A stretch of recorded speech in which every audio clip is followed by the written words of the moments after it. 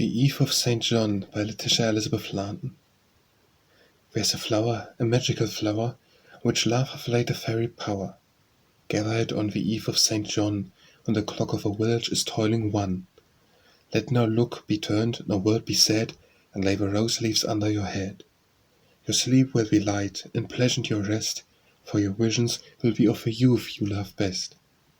4 days I had not my own love seen, where, sighed I, can my wanderer have been? I thought I would gather the magical flower, and see him at least in my sleeping hour. St. John's Eve came, to the garden I flew, the bright roses shone with a silver dew. The nightingale sang as I passed along, I started to hear even her sweet song. The sky was bright with moon and starshine, and the wind was sweet as a whisper of wine, dear love, for whose sake I stripped the tree rose, and softly and silently stole to reprose. No look I turned and no word I said, but laid the white roses under my head.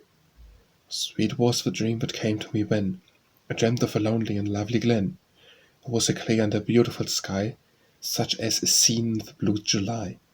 To the north was a forest of darkling pine, to the south were hills all green with wine, where the ruby clusters sparkled like gems seen upon princely diadems. On the rocks were goats as white as snow, and the sheep-bell was heard in the valley below. And like a nest in the chestnut shade, as just for love and contentment made, a little cottage stood, and the tree shadowed it over most gracefully. A white rose grew up beside the door, the pork with the blossom was covered o'er. Before it was yours, you were standing by, you welcomed me, and I felt your sigh warm my cheek, and our lips met. On mine the touch is thrilling yet, but alas I wakened, and all I can do is to tell the sweet dream, my own love, to you.